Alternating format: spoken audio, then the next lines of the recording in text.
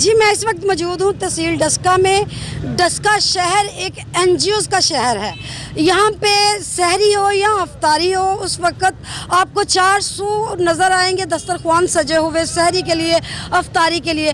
इतनी सारी एनजीओज़ होने के बावजूद डस्का शहर में भिखारी दिन ब दिन बढ़ते जा रहे हैं। इसकी क्या वजह है हम जानेंगे डस्का शहर के लोगों से। आप ये बताएं कि डस्का में इतनी सारी एनजीओज़ हैं, वो खाने को भी देती हैं, पीने को भी देती हैं, फिर भी डस्का में भिखारियों की तादाद क्यों बढ़ती जा रही है? जी उसकी मेन वजह यह है कि आप सबको खाना दे रहे हो, आप सबको राशन बांट रहे हो। उससे बेटर यह है कि आप उनको बिज़नेस शुरू करके दें, चाहे छोटा कारोबार शुरू करके दें।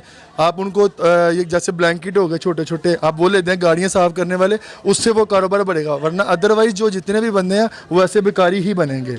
घरों में आके बस वो उठते हैं, उठ के आंखें मली, थोड़ी सी खाना खाया और फिर सो गए। इस तरह फिर वो स्टिल वो गुर्बत जो है वो वहाँ पे ही रहेगी। अगर सारे कोई सिंध दे ने, कोई पिशावर दे ने, कोई बलोचिस्तान दे ने, जिन्ने भी सलाब दा दुकान ने सारे इत्थे आए डस्के दे विच। हर दूजा बंदा तंग इत्थे, ठीक है। इत्थों किते भी कोने दे उत्ते खलोइयो, चाहे गली च खलोइयो, चाहे रोड ते खलोइयो, चाहे किते भी खलोइयो, वो बकारियां ने तुहाडे कोल आई जाना। मैं तुहानूं अपना वा के साइकिल खिलार के लोकी आ के भला होवे इंज करदे ने आके, ठीक है।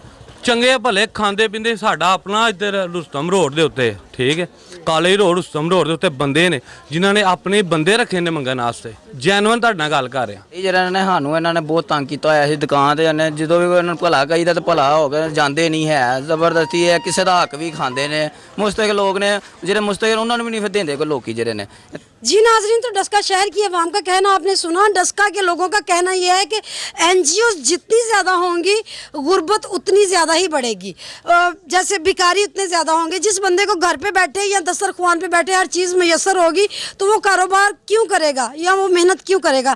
लिहाजा एनजीओज़ वालों को चाहिए या इंतज़ामिया वालों को चाहिए कि वो राशन या अफ्तारी करवाने की बजाय उनको कोई कारोबार स्टार्ट करके दें, ताकि वो कारोबार कर सकें, वो खुद कफील हो सके, अपना और अपने ख़ानदान को पाल सकें। किरण चौधरी, वश न्यूज़, डस्का।